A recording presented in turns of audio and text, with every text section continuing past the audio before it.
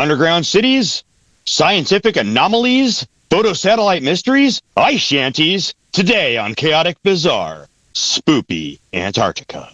Welcome to Chaotic Bazaar.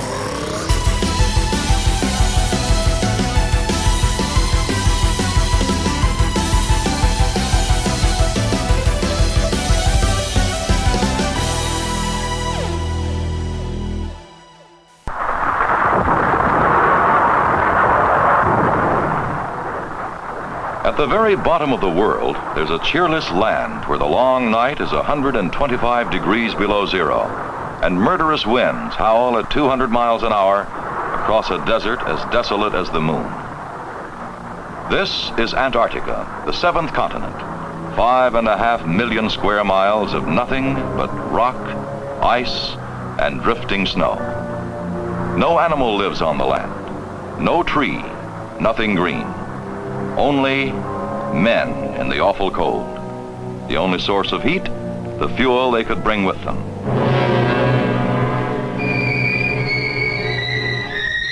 What's happening, Lee? How's it going, Jay? Oh, it's going good. Just caught up in some searching around Antarctica. Figure we'd make an episode on it. Fair enough. Spoopy. I just like to say spoopy. There's definitely some weird stuff going on. Oh, for sure. What I have on the screen now, you can see, well, I'm pretty sure what it looks like. Can't see my cursor, but towards the bottom, it looks like a crashed jet, like a passenger jet or a jumbo jet even. Probably crashed. It looks like there's been some wind blown against it or something. Maybe it's just been there for a long time and it's just starting to get buried. But it's just down from a part of a base. So what all this is I started by saying, hey, I'm going to go to Google Earth and look up some stuff going on in Russia and Kiev and whatnot. As usual, I got sucked into something weird like Antarctica and started there, and hours later, I made it back. But what we're going to talk about is what I saw. What is this I'm seeing? It looks like either more passenger jets, perhaps rockets or missiles. Like I don't know. It's hard to tell what these are, but they definitely have that conical shape. They look like shuttles or something like that to me, more so than the other one, where you could kind of see the wings and the engine on it, the engines. So now we got some silos. This is all similar area. It's not too far from each other. And you can see these were measured at 37 feet across. And you can see how there's definitely, like, it looks like melting. Unless those are holes, which I doubt those are holes. I'm assuming this is just like melting of snow around the facility because it's in use and it's producing heat. Here is another one, which is like what looks like a base or buildings that are much closer to it. And you can see in the bottom, well, you can kind of see, it's kind of off the coordinates. You can see that there's definitely tracks from two, I don't know if it's two tracked or something like that, but it looks like it's dual tracked tracks, track. But then you can also see what appears to be like power lines running between each of the buildings and little sites. You can also see a lot of ground, a lot of dirt. Not just around the buildings, but everywhere, like it's melting. And it looks like there's also like pools and ponds or maybe small rivers by these. So let's click into Google Earth and see where we're actually at. Let me kind of zoom out here a little bit. First, what I want to mention is how weird this looks. So I'm in Google Earth, and this is, let me keep my cursor on it so I don't lose it. We're at the northern tip of Antarctica here. Just a little bit to the west, and I'm going to start zooming in. Notice how it's all white, and it renders in here, but it doesn't render in elsewhere. If we were to move it around, I don't want to lose the sight, but if I was to move around it, it's not going to render out, and there's kind of weird patterns here that it's rendered. And so we can zoom right in to this area here. And this is where we're going to see those silos I was showing earlier. Google Maps. Yes. We can look around here. We can see those silos. Here's another little interesting place. You can see the kind of lines in the grid. It almost looks like It almost looks like stairs in a D&D map, but I know that's not what it is. It's got to be some sort of grid of something, right? All hail Gygax. It all comes back to this. All hail Gygax. See, if I move up here, we'll get to that little, so first here on the northeast, we'll see that plane that I was showing a picture of earlier. And if we go up now, we can start seeing the tracks of like the settlement that's right here. It must be a base of some sort. Around. This is where obviously the tracks are much deeper. This is not like a path where they go a lot. You can follow it. It goes north and around to even more. This appears to be part of a lake because as we zoomed back before, we know it's not quite the coast. The coast is further up, or at least as I zoom out, you can see the coast is way further north. I don't know if that's just some scrublands or whatever they call it. Tundra? Tundra? Taiga? No, I don't know. Some sort of dual land. It's a volcanic island. You can tap it for red or blue mana, and it's worth several $100s now. Yeah, it's over $1,000 now. Some of that stuff's crazy. Is it several thousand? I made someone mad, and she like rightfully took my stuff. and they gave it to some a-hole who's probably got $4,000 because of my magic card. She was justified. She was justified. You can definitely see here that this is some sort of lake or something because the ice is broken here, and it almost looks like there's a lot of disturbance here, maybe where they like come in on a ship or something right there if they have small icebreakers that go through here. I have no clue. It's kind of hard to see with the map, but seeing all those strange, here's the missile spot. It's all right in this area. I don't know if they're missiles or if they're what they are, jets. Like it looks like there's planes, but there's no wings on this one. That's not even how this one's shaped. So we know where that's at. So let's take a look at the map of Antarctica. I'll click back over here and zoom out more so you can see right where we're at. Here's the most northern tip right here, and we're right just southwest of that. So it's looking like, if I can maybe zoom in here a bit, zoom out a little bit. This is the most northern tip, and just southwest of that appears to be a base for Africa, ZAF, whatever that is, SANA 4, or Finland or Sweden. One of these bases around here. That's what it looks like. But the weird thing is, you can't see the other ones. They're not. You couldn't you could see that like it wouldn't render there. It was just this weird square that was rendering in there for some reason.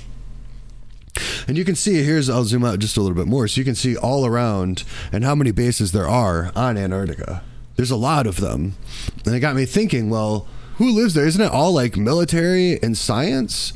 So I found a jobs posting for McMurdo station and the salaries involved. And there's only about 5 jobs that they hire for. I'm assuming that's outside of military stuff and maybe even outside of scientific. Maybe this is just bare bones, but it's basically just like a construction superintendent, facilities manager, a plumbing foreman, shop foreman, and then police, fire, or ambulance dispatcher, which I also find strange that there's police there and it's not just handled by what I would assume the military.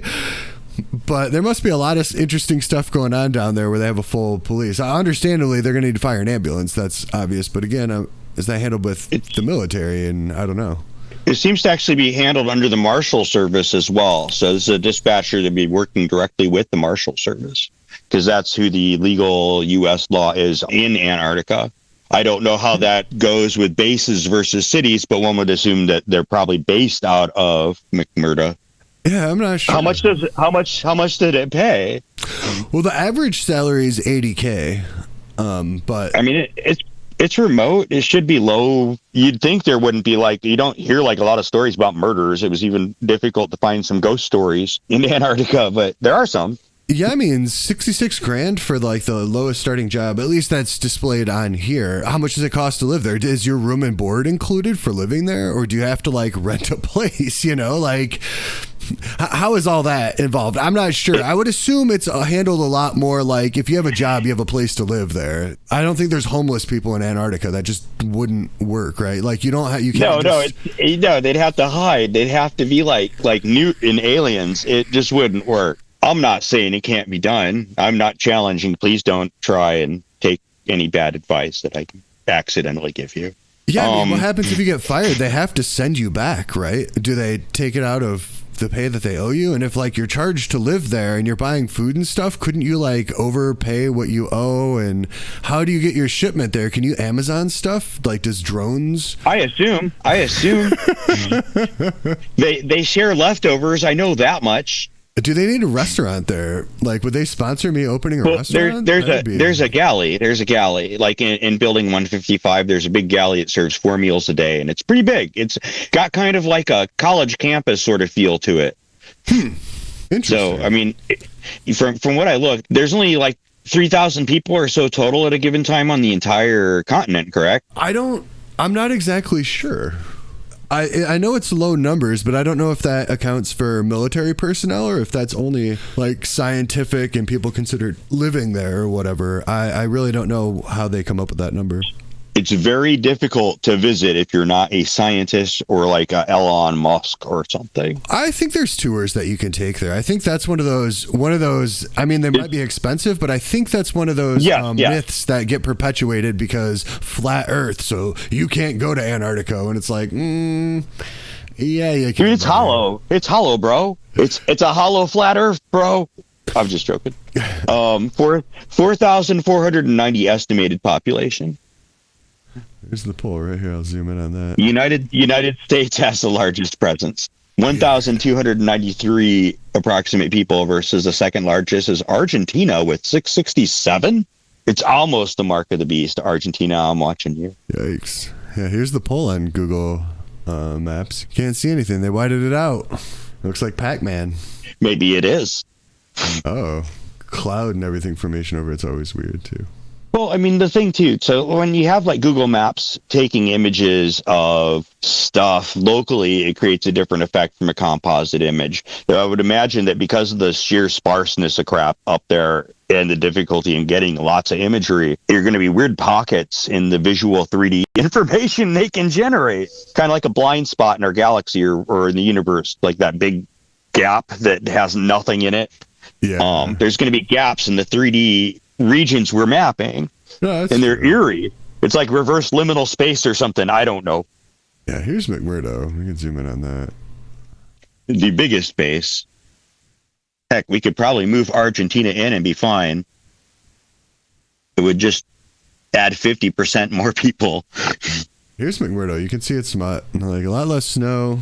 It's a lot more, I don't know. It seems like it's planned out, you know? The other one was just like random stuff placed in places. This is like, you know, rows of buildings and things. Kind of got a grayness to it for some reason in Google. Like there's like a fog of war back over it. Yeah, no, that's kind of how it looks in 3D. So, like, I've been playing, turn-based tactical games. The fog of war is something that happens when you can't see what's just out of your sight range. And that's what, like, those gaps are like, but it's like walking through it. Here's a nice little NSF thing. Do you think that was superimposed afterwards? Do you think you can actually see that when you're flying over that clear?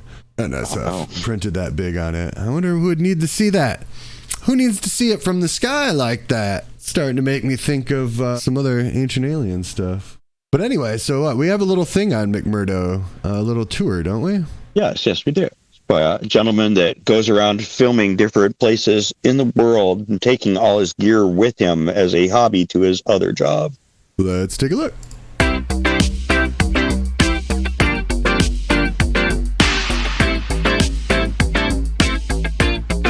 So this big blue building is kind of like the main common building. It's 155, or just Big Blue, I guess some people call it. But this building has... I love that song. That's one of my favorite F-Zero songs. all the essentials like the store, the galley, the recreation center, all the main things that all the residents need to use. Just inside the door here. Did you notice that? Like how... That's all dirt. They're all on dirt. That's not all like frozen ground and snow and stuff. That's just all dirt. Right. Just inside the door here is the ATM. So the most southern ATM in the world. If you need money, little computer lab, print out anything you need over here. And this whole hallway right here is just kind of known as Highway 1 because it's just the main thoroughfare for all the residents. Since It looks like a high school. Not gonna lie. It looks like a high school hallway or something. Like a community college is what kind of the feel I had. Yeah. that you need are in here. Finally, at the other end of the building, we have the galley up there. Make sure to wash your hands first. The galley serves 4 meals a day, including a midnight meal for the overnight workers, who are called midrats. They also pack a leftover. Mid-rat. Let's take a look at that menu for a minute. Vegan tater Can we pull that up? We got vegan tater tots. We got beef chili. We got chicken tenders. What is that? Mahi curry, jasmine rice. That's what I'm talking about. Seasoned whack beans, corn on the cob, 5 bean chili. That one's the vegan one. That looks pretty good. Happy Chicken Tendy Day. Yeah. It's like high school. You gotta take care of, like, it's a whole building full of nerds. I mean, I'm just saying. They also pack a leftovers fridge for anyone to raid at any time. And I can't forget the ever-popular Frosty Boy, whose soft-serve flavors change about every week. Frosty Boy. Right. And he didn't mention that it's always broken. So, look, McDonald's. Well, that's a conspiracy in and of itself, and we could do an hour on that if you so like, the McDonald's angle. But, yeah, allegedly, there's a reason for that. Building 155 serves many other functions, including the station store, the weight room, and the local bulletin board. Wait. McMurdo? McFlurries?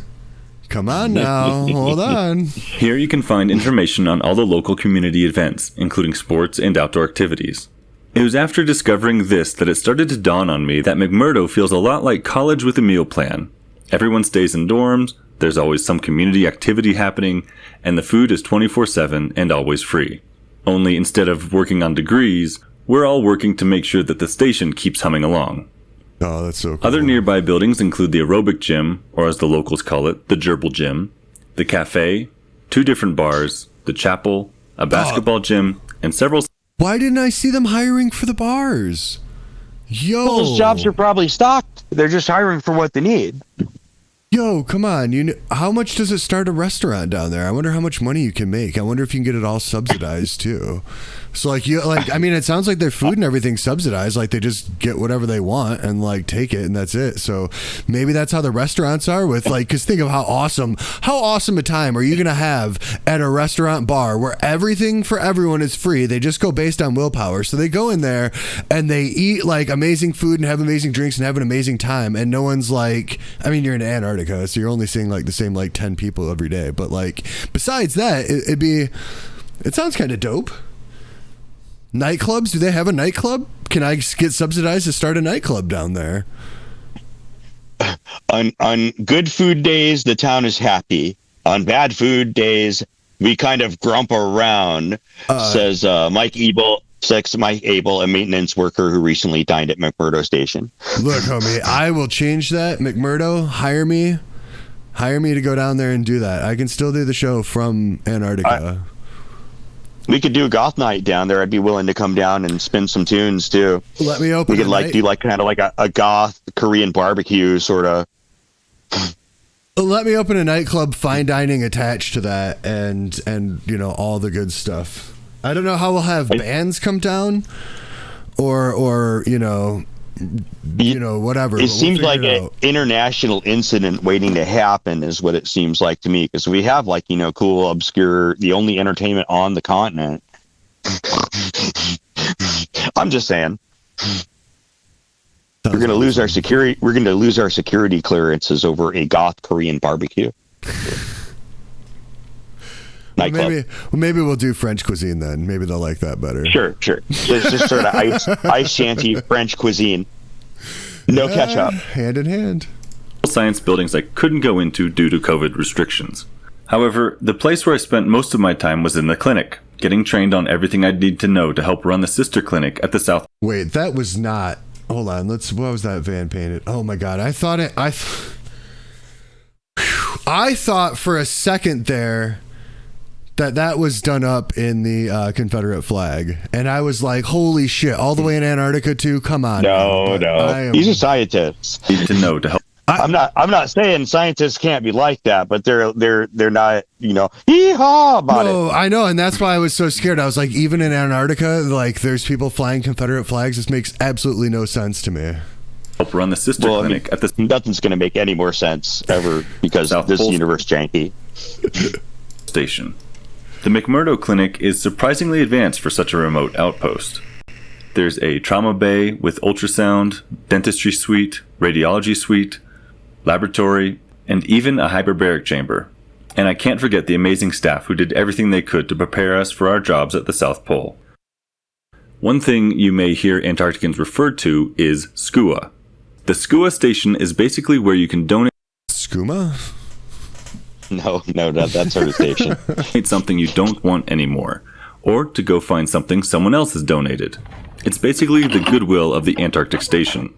The name skua comes from a species of bird that nests near the coasts, and the name is used because the bird is an aggressive scavenger. The skua station is a great place to get something you may have forgotten at home, or just a fun place to browse when you get tired of wearing the same 5 shirts over and over. It's also a great place to find boots, as many people leaving the ice would rather give up a nice pair of boots than take the extra bulk and weight all the way back to the USA. Okay, see, another reason why I'm questioning, why are there police there? People are literally giving their shit to each other. It's like, here, you can have my stuff. What are we... Oh, come on, is it really domestic that happens that much? Aren't there just like bodyguards at the bars? Because that seems like that's the only place it's going to happen. I still think it's more the advanced science and political aspects of the special situation that like the treaty caused and just all the high-end science. Bioscience is going nuts right there right now. Isn't that whether where the it's, military comes in? Opening underground lakes or whatever the heck. Because I would rather have like... special ops trained for dealing with like spies and stuff, if that's what you have to worry about, them coming on your base. But I don't think so. I think everything's supposed to be pretty above board. I have no clue, to be honest. Maybe drugs? But aren't they all in on that then? It's not like they're exporting it, because the nightmare of exporting it would be way too hard if you're trying to move weight to make any sort of money. If like you're just right. No, I meant import. I mean, if Mr. Freeze had like, a grower operation or something, sure, maybe, whatever. But I don't know. Like, I kind of like that idea as a plot hook, honestly. Though you look there and it kind of looks like it's almost a county fair from that angle. There's all the barns where they house the animals at, and all the exhibits. That's kind of what it looks like to me. This picture on screen. There's much more to McMurdo Station than I could possibly show in one video, but those were the highlights for me. In all, it's a good community where everyone works hard to keep the station functioning in the harsh Antarctic continent, as well as enjoying each other's company and the wild outdoors. Not a bad place to stop over. Oh my gosh, that NSF is on top of the actual building in real life. So in Google Earth, really is. That wasn't imposed on it. Holy crap. But after spending almost 2 weeks there, I was anxious to go further out to the Raggedy Edge, the South Pole itself.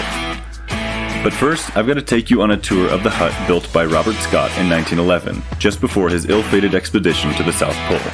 It's still standing, and even has some of the original provisions and seal carcasses that Robert Scott stored there 110 years ago. Whoa. That's kind of crazy. If you're enjoying the channel, hit...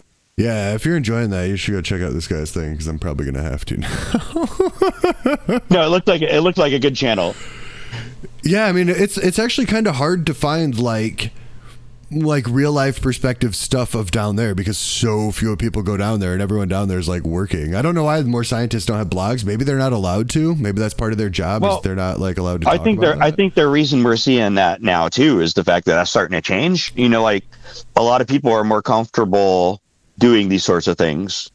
Or do you think because people have to, because flat Earth is becoming so big that they're like, look, it's not. Look, we'll just record it down there. It's fine.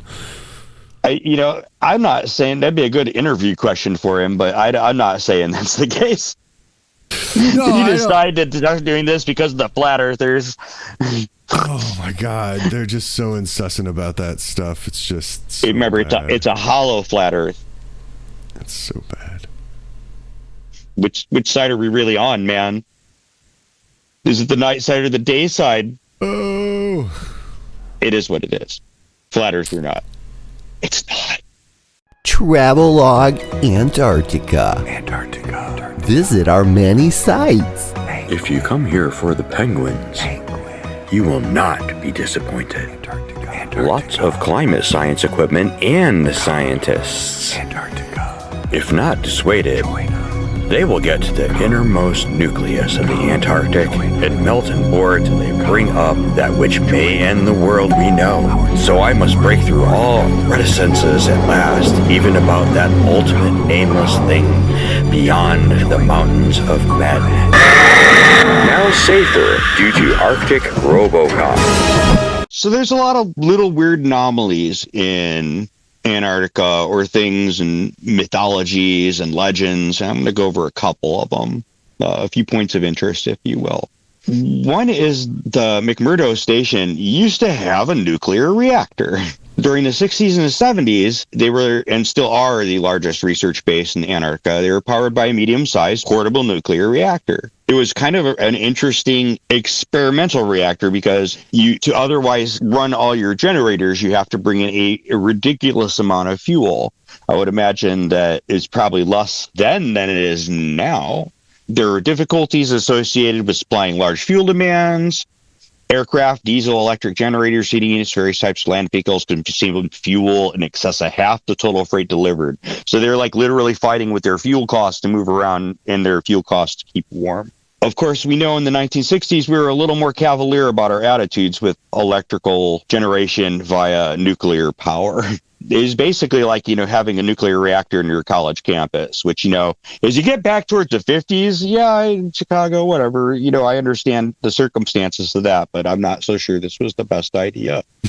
But it ran for a good 12 years or so. They eventually did go ahead and decommission it. A total of 438 malfunctions during its operational lifetime from 1964 to 72. So it's only 8 years. The reactor at McMurdo proved to be an unreliable source of power generation, available only 72% of the time. Well, that's like more than a quarter of your reliable power gone. So that's a failure right in and of itself if you're trying to solve the whole gasoline problem. It's better than nothing, though, I would think. Well, right. But, just now it seems ludicrous. But, 1960s, that was like 70 years ago or whatever. Yeah. But I'm just saying. It was determined the conditions existed in the system for chloride stress, corrosion, cracking, a situation where sudden failure can occur, normally ductile material under tension in a corrosive environment. Not really unusual for a lot of that equipment then. Like I said, they didn't understand the corrosion factor of early reactor builds, and especially if you're doing a portable unit. I'm no expert. I do not even have my Boy Scouts badge in it, but it's a interest of mine. After 10 years of operation, so it was 10 years, the PMA was permanently shut down in 72, achieving only half the expected design life of 20 years. Then they had to clean up the reactor site, generated radioactive waste. They couldn't maintain it due to the internationally agreed upon Antarctic Treaty. It prevents both nuclear weapons testing and nuclear waste dumping in the Antarctica. 365 metric tons of radioactive waste was removed to the continental United States.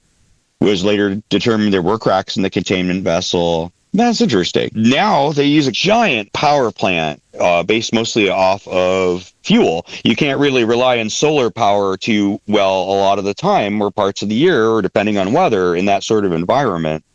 So you literally just have to keep bringing in your fuel.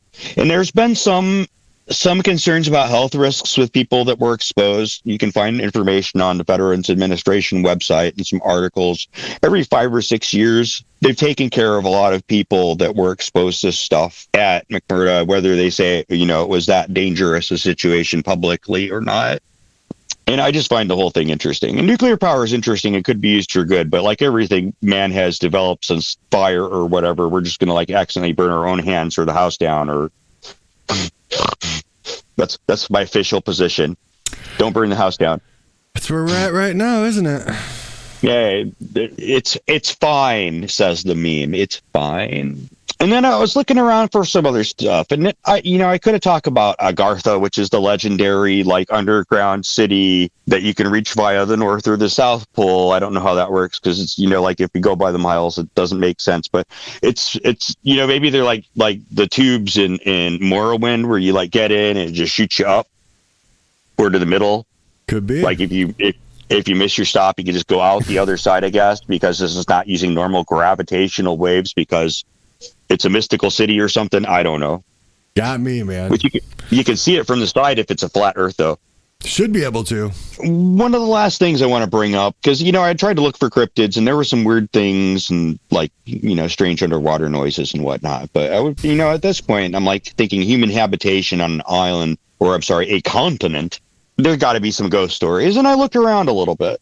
Now, Ross Island, and that's the home to that base, that McMurdo station base that we watched earlier in the video. It's also like a site of a devastating plane crash. In 1979, 257 people were killed. And it was basically New Zealand's like biggest air disaster, and it's called the Mount Erebus disaster, and its own thing. There were whiteout conditions in that way, and there's some conspiracy theories based about that. But supposedly, visitors to Ross Island have claimed to hear ghostly footsteps and voices in the darkness. There have been plenty of ghostly encounters experienced there over the years. I don't know about any actual parapsychological research, but this is a bunch of crazy scientists. So you figure somebody's building some sort of EC, whatever they use. I read a book about it once. It was a good book. Scott's Hut, located at Cape Evans. Scott Hut is said to be heavily haunted by the souls of perished explorers. In 1911, 25 men overwintered in the hut, and it was here that Sir Robert Scott and his men departed on their ill-fated journey to the South Pole.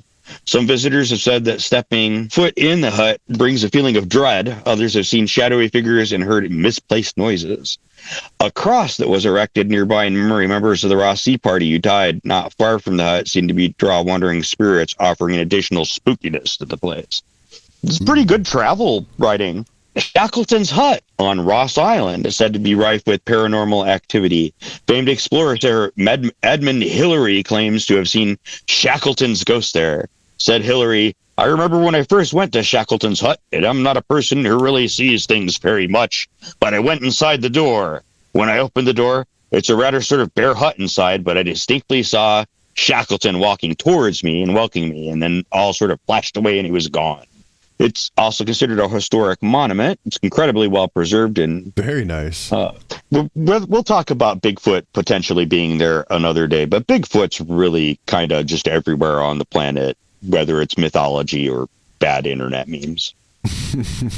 I'm not saying they're different things. We'll close with one last thing for everybody to keep in mind of when you think of Antarctica. This is U.S. Station 31. You read me? Found something in the ice. We need some help down here. Can anybody hear me? We found something.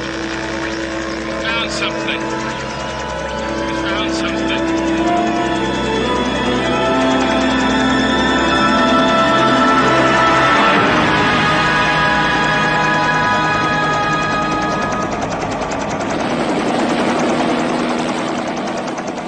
12 men have just discovered something. For 100,000 years, it was buried in the snow and ice. 100,000 years in snow and ice. 100,000-year-old ice shanty. Inside. That's what it where looks no one like. can see it, or hear it, or feel it. I know I'm human. Some of you are still human. This thing doesn't want to show itself. It wants to hide inside an imitation. It'll fight if it has to, but it's vulnerable out in the open. If it takes us over, then it has no more enemies. Nobody left to kill it. And then it's won. You guys gonna listen to Gary? He can beat one of those things! Listen to Gary.